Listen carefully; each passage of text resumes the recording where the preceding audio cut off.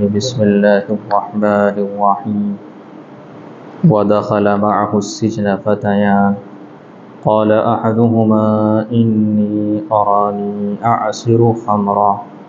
وقال الآخر إني أراني أحمل فوق رأسي خبزا تأكل الطير منه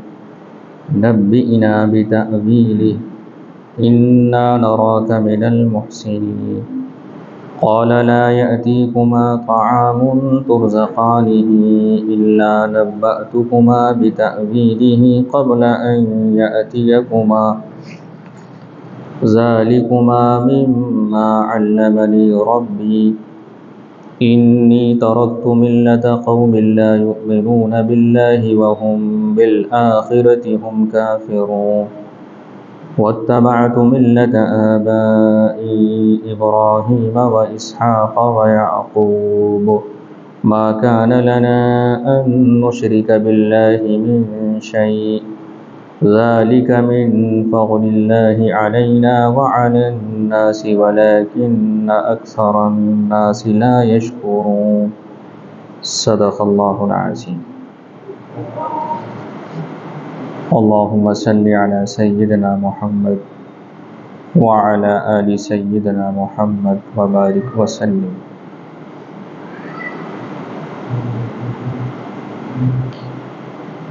یہ بات پچھلی آیتوں میں ہمارے سامنے آ چکی ہے کہ حضرت یوسف علیہ السلام کی پاک دامنی بالکل واضح ہو کر سامنے آ چکی تھی. قرائن دلائل اس طرح کے پائے جا رہے تھے. حضرت یوسف علیہ السلام کے کرتے کا پیچھے سے پھٹنا یہ دلیل تھی اس بات کی کہ آپ بے قصور ہیں. ایسے ہی عورتوں نے اپنے جال میں پھنسانا چاہا مگر حضرت یوسف علیہ السلام کا ان کے جال میں نہ پھنسنا یہ دلیل تھی اس بات کی کہ آپ بے قصور ہیں اور آپ کی کوئی خطا نہیں ہے. اسی طرح سے حضرت یوسف علیہ السلام کا جیل کو اختیار کرنا بالمقابل اس کے کہ وہ اللہ کی نافرمانی کریں یہ بھی اس بات کی دلیل تھی کہ حضرت یوسف علیہ السلام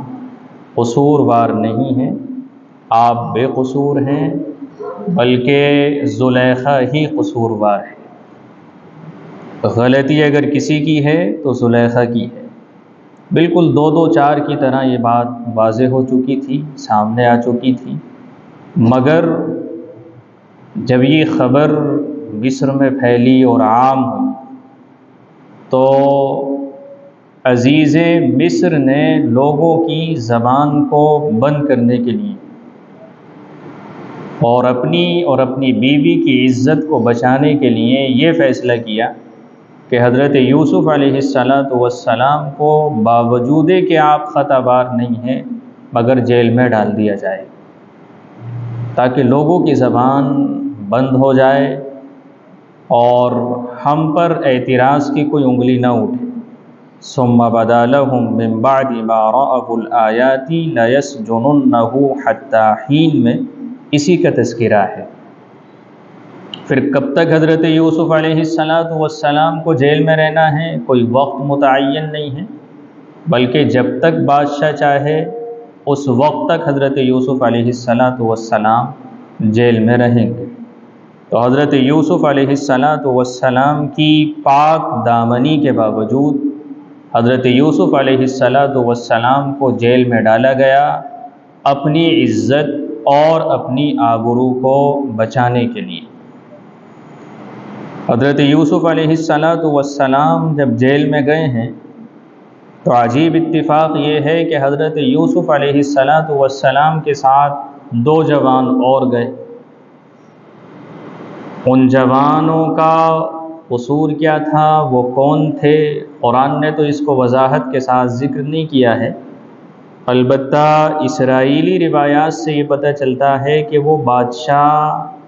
کے ملازم تھے. ان میں سے ایک تو ساقی تھا، یعنی وہ پلانے کے انجام، چاہے وہ مشروبات پلانے کے کام انجام دیا کرتا تھا، اور دوسرا جو تھا وہ کھانا بنانے والوں کا انچارج تھا، بڑا تھا۔ انہوں نے بادشاہ کے خلاف ایک سازش رچی تھی کہ بادشاہ کو زہر دے دیا جائے اور اس کا کام تمام کر دیا جائے۔ تو یہ راز ان کا کھل گیا، تو ان کو بھی جیل میں ڈالا گیا تھا حضرت یوسف علیہ السلام کے ساتھ، تاکہ تحقیق کی جائے اور بات واضح ہو جائے تو ان کے خلاف کوئی کارروائی کی جائے۔ حضرت یوسف علیہ السلام جیل میں داخل ہو گئے۔ ایک زندگی تو حضرت یوسف علیہ السلام کی وہ تھی جو آپ کے گھر کی تھی۔ اس گھر کی زندگی میں کیا کیا حالات پیش آئے اور کیسے حضرت یوسف علیہ السلام نے ان کا مقابلہ کیا۔ حضرت یوسف علیہ السلام کو جیل میں ڈال دیا گیا، کنویں میں ڈال دیا گیا، پھر کنویں سے نکلے اور نکل کر عزیز مصر کے محل میں آئے۔ دوسرا دور جو حضرت یوسف علیہ السلام کی زندگی کا ہے وہ عزیز مصر کے محل کا ہے، اور وہاں پر حضرت یوسف علیہ السلام کو اپنے کردار کو بچانے کے لیے، اپنے دامن کو داغدار ہونے سے بچانے کے لیے کس طرح کی محنت کرنی پڑی اور کیسے مقابلہ کرنا پڑا سخت حالات کا، وہ بھی پچھلی آیتوں میں آ چکا ہے۔ اب یہ دور حضرت یوسف علیہ السلام کا تیسرا دور ہے جو جیل کا دور ہے۔ حضرت یوسف علیہ السلام کے قصے میں 4 دور بیان کیے گئے ہیں حضرت یوسف علیہ السلام کے۔ ایک گھر سے کنویں تک کا دور ہے، پھر کنویں سے نکل کر عزیز مصر کے محل کا دور ہے، اور اس کے بعد جیل کا، اور جیل کے بعد حضرت یوسف علیہ السلام کو جو مقام بلند نصیب ہوا ہے اور حکومت آپ کے ہاتھ میں آئی ہے، اس کا ذکر کیا گیا ہے۔ تو حضرت یوسف علیہ السلام جیل میں چلے گئے، اور 2 لوگ اور بھی تھے۔ انہوں نے خواب دیکھا، عام طور سے لوگ خواب دیکھتے ہیں۔ اب خواب کی تعبیر پوچھنے کے لیے انہوں نے جس شخصیت کا انتخاب کیا وہ حضرت یوسف علیہ السلام ہیں۔ ان کا پہلے سے حضرت یوسف علیہ السلام سے کوئی تعارف نہیں ہے، وہ حضرت یوسف علیہ السلام کو اس معنی میں جانتے نہیں ہیں، مگر جیل کے جتنے بھی قیدی تھے ان تمام قیدیوں میں ان کا انتخاب کہ ہمیں ہمارے خواب کی تعبیر اگر کوئی بتا سکتا ہے تو وہ یہ ہیں، تو یہ انتخاب ان کا حضرت یوسف علیہ السلام کے لیے تھا، اور وہ حضرت یوسف علیہ السلام کے پاس آئے اور اپنا خواب بیان کیا، اور یہ کہا نبئنا بتأویلی، آپ ہمیں ہمارے خواب کی تعبیر بتا دیجئے، انا نراک من المحسنین، ہم آپ کے اندر خیر خواہی پاتے ہیں، صفت احسان ہم آپ کے اندر پاتے ہیں۔ حضرت یوسف علیہ السلام کی جو جیل کی زندگی تھی وہ زندگی ایسی شاندار تھی، ایسی پاکیزہ تھی، ایسی با اخلاق تھی اور ایسی مؤثر تھی کہ تمام قیدیوں کی توجہ حضرت یوسف علیہ السلام کی جانب ہو گئی تھی۔ گویا کہ حضرت یوسف علیہ السلام کی ذات ایک مرجع کی حیثیت رکھتی تھی، یعنی ہر مسئلے کا حل تلاش کرنے کے لیے لوگ حضرت یوسف علیہ السلام کے پاس آتے تھے۔ اعلیٰ اخلاق اور اعلیٰ کردار حضرت یوسف علیہ السلام کا جیل میں تھا۔ یہاں سے مجھے اور آپ کو یہ سبق ملتا ہے کہ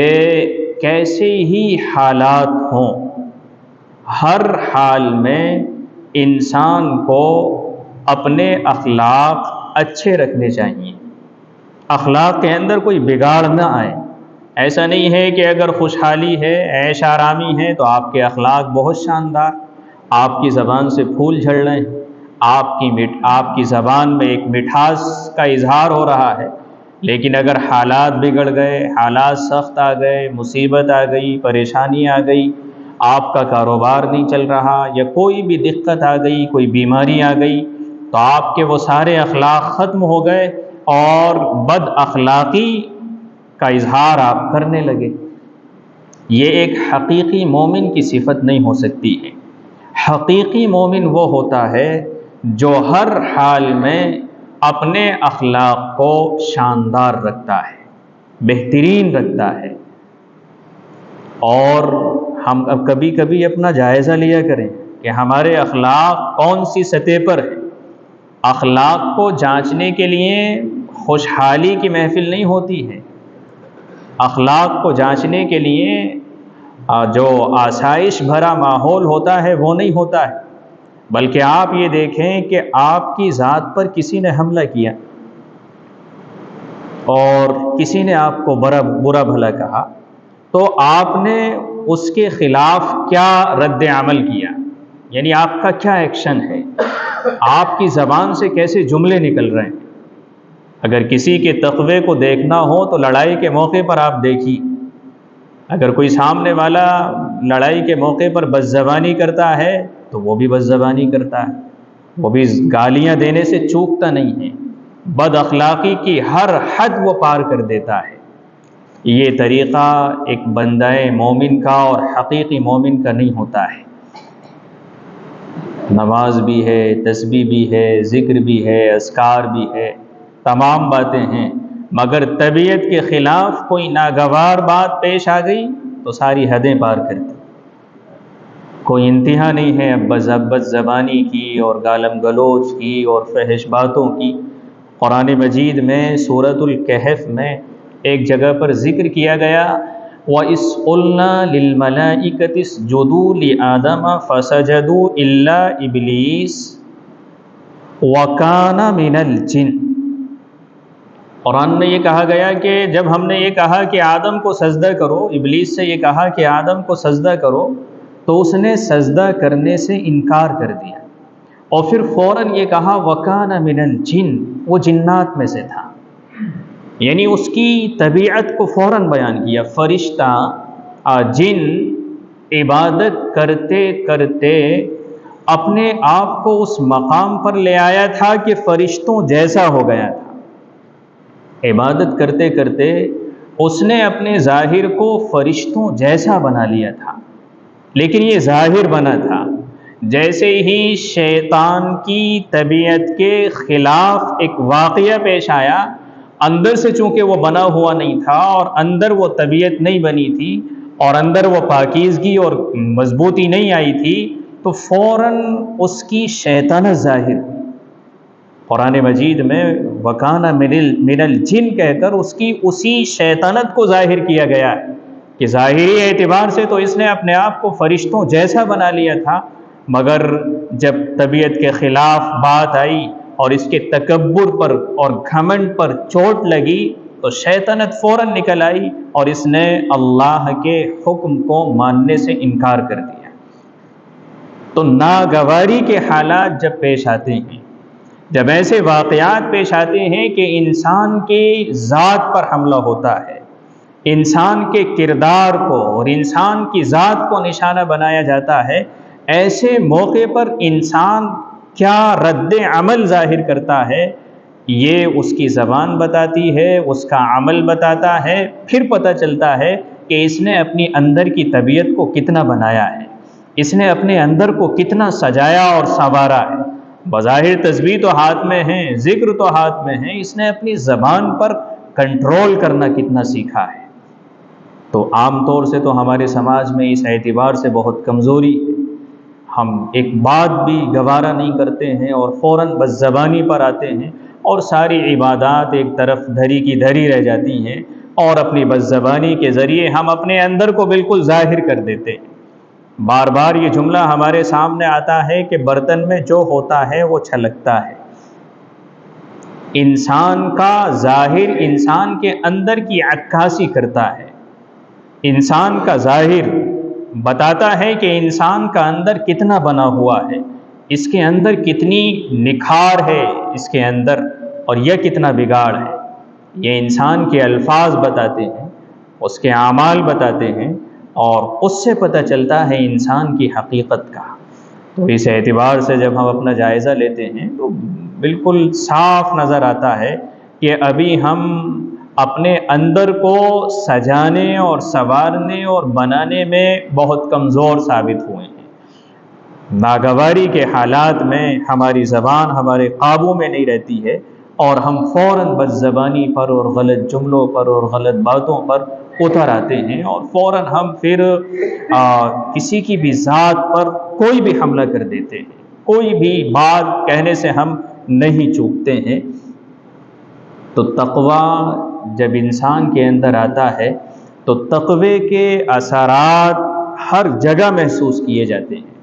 اس طرح سے ایک گلاب کا پھول جب ہوتا ہے تو گلاب کا پھول ہر جگہ پر اپنی خوشبو بکھیرتا ہے اور ہر جگہ پر اس کی خوبصورتی کو محسوس کیا جاتا ہے۔ ایسے ہی ایک انسان جب اپنے آپ کو شاندار بنا لیتا ہے، اپنے کردار کو پاکیزہ کر لیتا ہے، تو پھر اس کی خوشبو ہر جگہ پر محسوس ہوتی ہے۔ حضرت یوسف علیہ السلام جیل میں ہیں، کتنے خطرناک حالات سے گزر کر آئے ہیں، جیل میں ہیں، مگر حضرت یوسف علیہ السلام کا کردار جیل میں بھی شاندار ہے، پاکیزہ ہے، بہترین ہے، آپ اخلاق کے اعتبار سے بہت بلند ہیں، اور یہی سچے مومن کی علامت ہے اور شعار ہے، اور یہی حضور اکرم صلی اللہ علیہ وسلم کا طریقہ تھا۔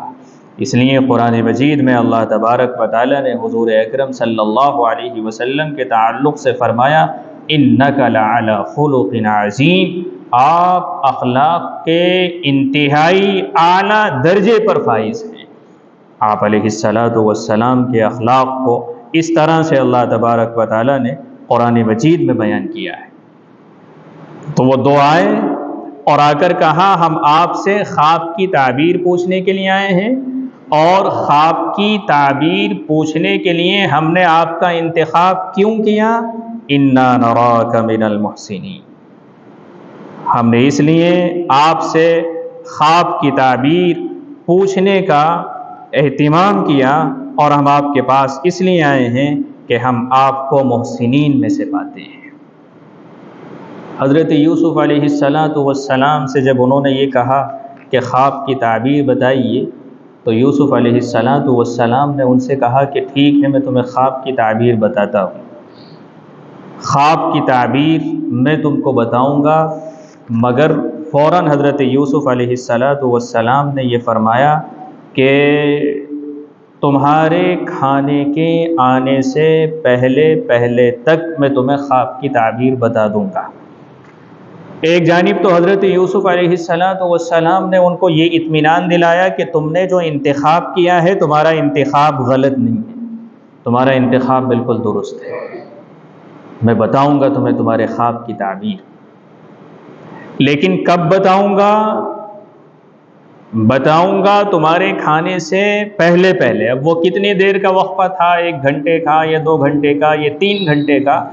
لیکن یہ بھی ایک اطمینان کی شکل تھی۔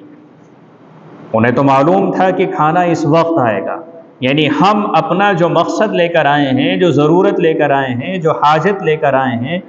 وہ حاجت ہماری ضرور پوری ہوگی اور اس سے پہلے ہو جائے گی۔ تو ہر طرح سے پہلے حضرت یوسف علیہ السلام نے اطمینان دلایا ان کو کہ تمہارا انتخاب بھی درست ہے اور خواب کی تعبیر بھی میں تم کو بتاؤں گا، مگر حضرت یوسف علیہ السلام نے تھوڑا سا وقفہ لیا، وقت لیا ان سے، اور وقت اس لیے لیا کیونکہ یوسف علیہ السلام ان کو صحیح معنی میں دین کی دعوت دینا چاہتے تھے۔ حضرت یوسف علیہ السلام نے اس لیے ان سے ٹائم لیا کیونکہ وہ ان کے اندر عقیدے کی مضبوطی پیدا کرنا چاہتے تھے۔ حضرت یوسف علیہ السلام ان کے اندر سے شرک اور شرک کی مذمت، ان کے اندر حضرت یوسف علیہ السلام شرک کی مذمت کو پیدا کرنا چاہتے تھے اور شرک کی جڑیں ان کے اندر سے نکالنا چاہتے تھے، اس لیے وقت لیا۔ یہاں سے مجھے اور آپ کو یہ تعلیم ملتی ہے سب سے پہلے تو کہ بندائے مومن کو ہر وقت داعی ہونا چاہیے، ہر جگہ، ہر ماحول، ہر واقعے میں سب سے پہلے اسے داعی کی حیثیت سے آنا چاہیے لوگوں کے سامنے۔ جب کوئی آپ کے پاس اپنی ضرورت لے کر آئے، کوئی مالدار ہے، کوئی غریب اس مالدار کے پاس آتا ہے، اپنی ضرورت لے کر آتا ہے، یا کسی طرح کی بھی حاجت لے کر آتا ہے، کوئی صاحب منصب ہے، کوئی عہدیدار ہے، تو اس سے یہ کہو کہ ہم تمہاری ضرورت پوری کریں گے، مگر اس سے پہلے ہم تم سے یہ کہنا چاہتے ہیں، ہم تمہیں بتانا چاہتے ہیں تمہارے اندر نمازوں کی بہت کوتاہی پائی جاتی ہے، ہم تم سے یہ کہیں گے کہ تم نمازوں کی پابندی کرو، تم جھوٹ بولتے ہو، اس جھوٹ سے بچو۔ یعنی جو بھی دعوت اسے دی جا سکتی ہے، اس دعوت کو سب سے پہلے پیش نظر رکھنا چاہیے، اور یہ بھی ہمارے سماج سے بالکل ختم ہو گیا ہے۔ یعنی مسلمان یہ بات بالکل بھول گیا کہ میری حیثیت ایک داعی کی ہے، میں ایک داعی کی حیثیت سے اس زمین پر ہوں۔ اللہ تبارک و تعالیٰ نے اس امت کی جو بعثت کی ہے وہ بحیثیت داعی کی ہے۔ اس لیے تو قرآن مجید میں اللہ نے فرمایا کنتم خیر امت اخرجت للناس تأمرون بالمعروف وتنہون عن المنکر، تمہیں پیدا ہی اس لیے کیا گیا ہے، بلکہ تم کو نکالا گیا ہے۔ پوری طاقت کے ساتھ یہ بات بیان کی جا رہی ہے، اور پھر رسول اللہ صلی اللہ علیہ وسلم نے اس امت کے لیے وہ لفظ استعمال کیا جو انبیاء کے لیے استعمال ہوتا ہے، یعنی ہر بندہ مومن کی حیثیت ایک داعی کی ہے، اسے اللہ کا تعارف کرانا ہے، اللہ کے دین کا تعارف کرانا ہے، سب سے پہلا اس کا مقصد یہ ہے، اور وہ ہر جگہ پر کرانا ہے۔ تاجر ہے تو تاجر کی حیثیت سے کرانا ہے، اگر ڈاکٹر ہے تو ڈاکٹر کی حیثیت سے کرانا ہے، انجینئر ہے تو انجینئر کی حیثیت سے کرانا ہے، جج ہے تو جج کی حیثیت سے کرانا ہے، وکیل ہے تو وکیل کی حیثیت سے کرانا ہے۔ یعنی بندہ مومن جس حیثیت میں بھی ہے، جس پوزیشن میں بھی ہے، جس طبقے میں بھی ہے، جس شعبے میں بھی ہے، وہ اس شعبے میں سب سے پہلے اس بات کو پیش نظر رکھے کہ میں داعی ہوں، اور اسے اس صفت کو سب سے آگے رکھنا چاہیے اور موقع تلاش کرنا چاہیے۔ ڈاکٹر کے پاس جب مریض آئیں تو اسے دعوت کا پہلو نکال کر اس کے سامنے دعوت رکھنی چاہیے، چاہے وہ مسلمان ہو یا غیر مسلم ہو۔ اور غیر مسلم کو دعوت دینے کا تصور تو ہمارے اندر سے بالکل نکل چکا ہے، اور معاف کیجئے گا، تبلیغی جماعت نے تو یہ سمجھ لیا ہے کہ ہم مسلمانوں کو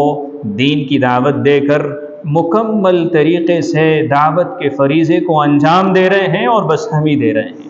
اتنا غلط تصور قائم کیا ہے،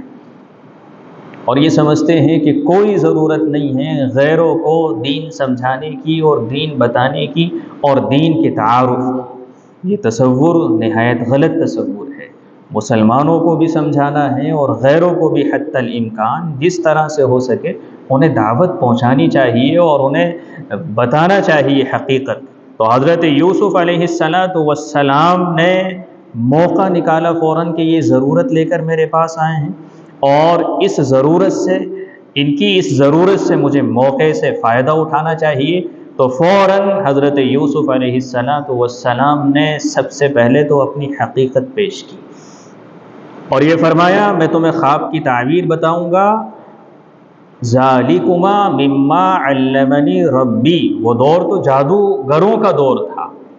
وہ دور تو ایسا دور تھا کہ جس میں جادو کا بول بالا تھا اور جادو ہی کی کثرت تھی۔ اس لیے فوراً حضرت یوسف علیہ السلام نے ان کے نظریے کو درست کرنے کے لیے یہ فرمایا کہ دیکھو میں جو تمہیں خواب کی تعبیر بتاؤں گا، یہ جو علم مجھ کو ملا ہے یہ میرے پروردگار نے مجھ کو دیا ہے، میرے اللہ نے مجھے وہ علم دیا ہے، کوئی جادو نہیں ہے، کوئی اور چیز نہیں ہے، کوئی شعبدے بازی نہیں ہے، کوئی کسی طرح کی کرامت نہیں ہے، بلکہ میرے رب نے مجھے وہ علم سکھایا ہے۔ میں تمہیں وہ علم، میں تمہیں تمہارے خواب کی تعبیر بتاؤں گا۔ انی ترکت ملت قوم لا یؤمنون باللہ وہم بالآخرۃ ہم کافرون، اور پھر سبب بیان کیا مجھے یہ علم اللہ نے کیوں سکھایا، اس لیے کہ میں ان لوگوں کی ملت کو، ان لوگوں کے مذہب کو، ان لوگوں کے طریقے کو چھوڑ دوں جو آخرت پر ایمان نہیں رکھتے، اللہ پر ایمان نہیں رکھتے ہیں۔ قرآن مجید کا ہر جملہ جملے سے جڑا ہوا ہے، اس لیے امام رازی رحمۃ اللہ علیہ نے تو یہ فرمایا کہ پورا قرآن ایک کلمہ ہے، یعنی جیسے ایک کلمہ ہوتا ہے، پورا قرآن بالکل ایک کلمہ ہے، یعنی ہر جملہ دوسرے جملے سے جڑا ہوا ہے۔ اس لیے قرآن کی آیتوں میں جوڑ، یعنی اس آیت کا پچھلی آیت سے کیا ربط ہے، کیا تعلق ہے، کیا جوڑ ہے، یہ بھی ایک بڑا علم ہے۔ تو ہر جملہ جڑا ہوا ہے۔ اللہ تبارک و تعالیٰ نے مجھے وہ علم دیا جس علم کی بنیاد پر میں تمہیں تمہارے خواب کی تعبیر بتاؤں، اور وہ علم اللہ نے مجھے کیوں دیا؟ اس لیے دیا تاکہ میں باطل طاقتوں سے اور باطل مذاہب سے ہاتھ نہ ملاؤں، ان کو چھوڑ دوں۔ اس لیے مجھے اللہ نے وہ علم دیا ہے، اور میں نے اتباع کی ہے ملت اپنے آباء و اجداد کی ملت کی، یعنی ابراہیم اور اسحاق اور یعقوب کی ملت کی میں نے اتباع کی ہے۔ حضرت یوسف علیہ السلام کو وہ لوگ جانتے نہیں تھے، تعارف نہیں تھا، مگر یہاں پر حضرت یوسف علیہ السلام نے اپنا تعارف کرایا ہے، اپنے خاندان کا تعارف کرایا ہے، اپنے آباء و اجداد کا تعارف کرایا ہے۔ یہاں مفسرین نے یہ بات لکھی ہے کہ اس طرح کے جب موقع پیش آئیں تو ایسے موقعوں پر انسان کو اپنی ذات کا تعارف کروا دینا چاہیے، اور یہ جائز ہے۔ اپنے عالی نسب ہونے کو بیان کرنا چاہیے تاکہ لوگ توجہ سے بات سنیں، شوق کے ساتھ بات سنیں، رغبت کے ساتھ بات سنیں، اور تمہاری بات کا اثر ہو۔ وہ حضرت یوسف علیہ السلام کو تو نہیں جانتے تھے، مگر حضرت یعقوب کو جانتے تھے، حضرت ابراہیم کو جانتے تھے، اور اس حیثیت سے جانتے تھے کہ وہ موحد تھے، وہ ایک اللہ کو ماننے والے تھے، ایک اللہ کے دین کے وہ داعی تھے، اور ان کی دعوت صرف کنعان میں نہیں بلکہ کنعان سے نکل کر آس پاس کے علاقوں میں پھیلی ہوئی تھی، اور ان کے نام سے لوگ واقف تھے۔ تو حضرت ابراہیم علیہ السلام نے پہلے اپنی حیثیت کو ذکر کیا، اپنا تعارف کرایا، اپنی حقیقت بیان کی، اپنا عقیدہ بیان کیا، اپنا نظریہ بیان کیا، اور پھر اسی کے ساتھ ساتھ کیا فرمایا؟ ذالک من فضل اللہ علینا، یہ اللہ کا فضل ہے، یہ اللہ کا فضل ہے، ہمارا کمال نہیں ہے، یہ کیا ہے؟ اللہ کا فضل ہے۔ یعنی یہاں سے مجھے اور آپ کو یہ سبق ملتا ہے کہ انسان کو اپنی کسی بھی عبادت پر فخر نہیں کرنا چاہیے، غرور اور گھمنڈ نہیں کرنا چاہیے، بلکہ ہر نعمت کو اللہ کی جانب منسوب کر کے اللہ کا شکر گزار ہونا چاہیے۔ ذالک من فضل اللہ علینا، یہ عقیدہ توحید کی جو توفیق ملی ہے، اللہ پر ایمان لانے کی جو توفیق ملی ہے، آخرت پر ایمان لانے کی جو توفیق ملی ہے، یا ہم اس دور میں کسی بھی عبادت کی ہمیں جو توفیق ملتی ہے، نماز کی توفیق، قرآن کی تلاوت کی توفیق، ذکر کی توفیق، تسبیحات کی توفیق، خیر کے کام کرنے کی توفیق، انسانوں کی مدد کرنے کی توفیق، یعنی جتنے بھی اچھے کام ہم کر سکتے ہیں اور وہ سب اللہ کی توفیق سے کرتے ہیں، تو ہمیں اپنی ذات پر ناز نہیں کرنا چاہیے، بلکہ اللہ کے احسان کو یاد کر کے کہ اللہ نے ہم پر فضل فرمایا اور یہ خیر ہمارے حصے میں آ گئی، اللہ کا شکر گزار ہم کو ہونا چاہیے۔ تو یہ عقیدہ توحید کی نعمت جو ہم کو ملی ہے، یہ اللہ کے فضل سے ہم کو ملی ہے، لیکن اکثر لوگوں کا حال یہ ہے کہ ناشکرے ہیں، وہ شکر گزار نہیں ہیں، وہ اس حقیقت کو سمجھ نہیں رہے۔ ایمان کی نعمت سے بڑھ کر تو کوئی نعمت نہیں، کوئی نعمت دنیا میں ایمان کی نعمت کا مقابلہ نہیں کر سکتی ہے۔ اتنی بڑی نعمت کا لوگوں کو احساس نہیں ہے، قدر نہیں ہے، اور اس کے حق کو ادا کرنے کی ان کے اندر توفیق نہیں ہے۔ پھر حضرت یوسف علیہ السلام نے اپنی حیثیت کو بیان کر کے ان کو دعوت دی، توحید کی دعوت دی۔ یا صاحبی السجن اارباب متفرقون خیر ام اللہ الواحد القہار۔ اس وقت کا جو مصر تھا، اس مصر میں نہ تو لوگوں کا ایمان اللہ پر تھا اور نہ ہی آخرت کے وہ قائل تھے، بالکل ایک مشرکانہ نظام تھا اور مشرکانہ تہذیب تھی، مشرکانہ کلچر تھا، نہ جانے کتنے معبود انہوں نے بنا لیے تھے، کوئی خوشی کا تھا، کوئی غم کا تھا، کوئی نفع کا تھا، کوئی نقصان کا تھا، کوئی بارش کا تھا، کوئی خشکی کا تھا، کوئی غلے کا تھا، یعنی جس طرح سے اس دنیا میں اس وقت بھی نہ جانے کتنے معبود لوگ بنا لیتے ہیں، اسی طرح سے انہوں نے بھی اپنے معبود بنا رکھے تھے۔ تو حضرت یوسف علیہ السلام نے یہ فرمایا یا صاحب السجن، یا صاحب السجن پر بھی ہم اگر غور کریں تو یہاں نسبت جیل کی جانب کی گئی، یعنی یہ بتایا گیا کہ یہ جو دو قیدی تھے، یہ قیدی حضرت یوسف علیہ السلام سے نسبت اس حیثیت سے رکھتے تھے کہ یہ بھی جیل میں تھے اور یہ بھی جیل میں تھے، یعنی ایمانی کوئی نسبت نہیں تھی، یہ ایمان والے نہیں تھے۔ اس بات کو اس کے ذریعے بیان کیا گیا ہے۔ حضرت یوسف علیہ السلام نے ان سے فرمایا کہ یہ بتاؤ کیا بہت سے متفرق رب بہتر ہیں یا وہ ایک اللہ جس کا اقتدار سب پر چھایا ہوا ہے؟ یعنی تم نے جو سینکڑوں اور ہزاروں معبود بنا رکھے ہیں، کیا وہ بہتر ہیں؟ یہ ایک بہتر ہے، اور ایک بھی کیسا کہ جس کا کنٹرول سب پر ہے، القہار ہے، جو قہار ہے، جس کی صفت قہار ہے، یعنی کوئی بھی اس کے کنٹرول سے باہر نہیں ہے، اس کی طاقت سے باہر نہیں ہے، سب پر اس کا غلبہ ہے، سب اس کی طاقت کے نیچے ہیں۔ کیا اس کو معبود ماننا بہتر ہے یا ان ہزاروں کو جو پتھروں کی شکل میں ہیں، درختوں کی شکل میں ہیں، کیڑے مکوڑوں کی شکل میں ہیں اور کمزور سے کمزور شکل میں ہیں، جن کا حال یہ ہے اپنی کمزوری کے اعتبار سے کہ اپنے وجود کو بچا نہیں سکتے، کیا وہ بہتر ہے؟ یہ وہ اللہ کی ذات جو سب کے وجود کو باقی رکھنے کے انتظام کرنے والی ہے۔ حضرت یوسف علیہ السلام نے دیکھ لیا تھا کہ کچھ نہ کچھ صلاحیت ان کے اندر ہے۔ حضرت یوسف علیہ السلام کی جو دعوت پیش کر رہے ہیں، یہ دعوت معمولی دعوت نہیں ہے۔ ہم الفاظ پر غور کریں، دعوت دینے کے طریقے پر غور کریں، کیسے یوسف علیہ السلام نے ان کا ذہن بنایا، کیسے یوسف علیہ السلام نے اپنی جانب ان کو متوجہ کیا، کیسے یوسف علیہ السلام الفاظ کے ذریعے ان کے دل و دماغ کو اپنی دعوت کے لیے ہموار کر رہے ہیں۔ قرآن مجید کی ان آیتوں میں ان پر غور کرنے کے نتیجے میں ہمیں دعوت دینے کا طریقہ پتہ چلتا ہے، دعوت دینے کی حکمت، دعوت کا اسلوب، کیسے سامنے والے کو دعوت دینی چاہیے، کیسے اس کو اپنا بنانا چاہیے، کیسے اپنی بات اس کے دل کے اندر اتارنی چاہیے، کیسے اپنی بات کا اس پر اثر ڈالنا چاہیے۔ یہ تمام چیزیں ہیں جو یہاں پر ایک داعی کو مل جاتی ہے۔ تو حضرت یوسف علیہ السلام نے یہی فرمایا بتاؤ ایک بہتر ہے یا ہزار بہتر ہے؟ جن کا حال یہ ہے کہ تم نے ان کے نام رکھ لیے ہیں، ورنہ ان کی تو کوئی حقیقت نہیں۔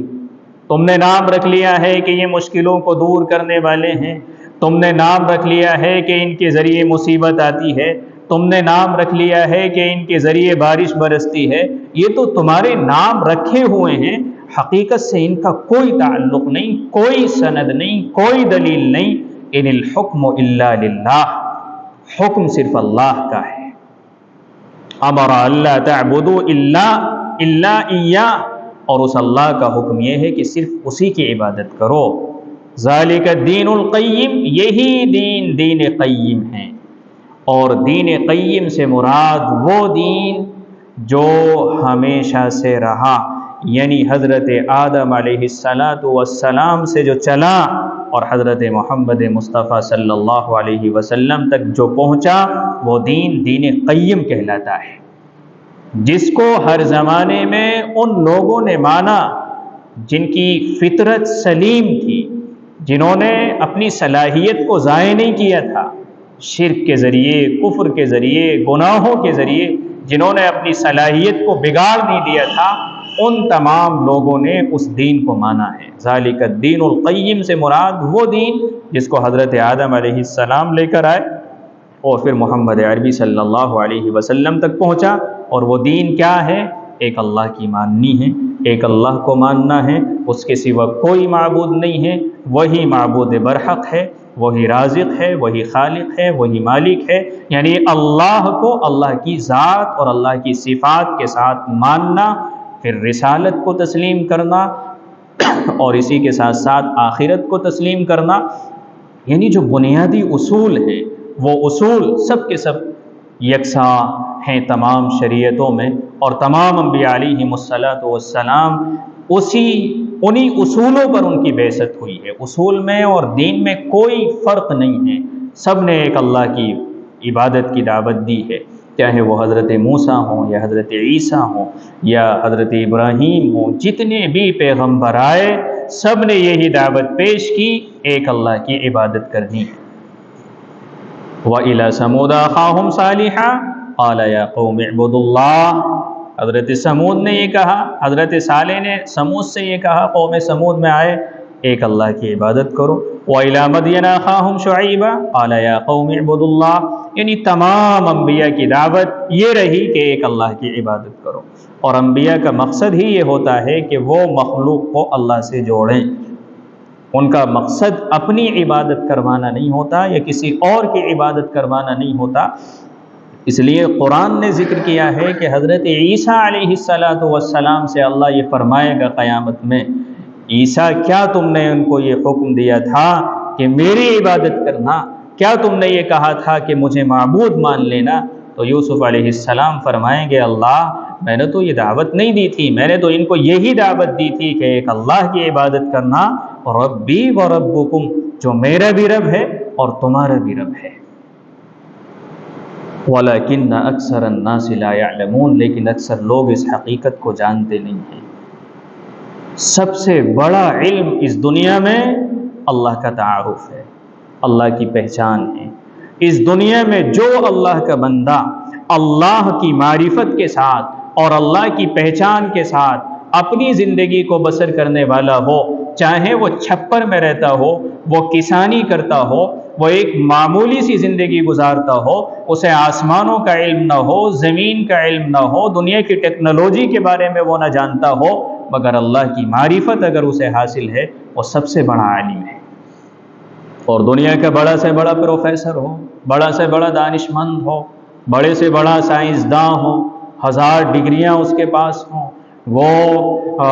زمینوں کا اور آسمانوں کا ہر چیز کا علم جانتا ہو، معلومات رکھتا ہو، مگر اسے اپنے خالق کا پتہ نہ ہو، اپنے رازق کا پتہ نہ ہو، اپنے معبود کا پتہ نہ ہو، تو وہ جاہل ہے، اس سے بڑا جاہل کوئی نہیں ہے۔ اس لیے یہاں پر اسی کو بیان فرمایا گیا، ذالک الدین القیم ولکن اکثر الناس لا یعلمون، اکثر لوگ اس سے ناواقف ہیں، اس کو جانتے نہیں ہیں کہ ایک اللہ کی عبادت کرنی ہے،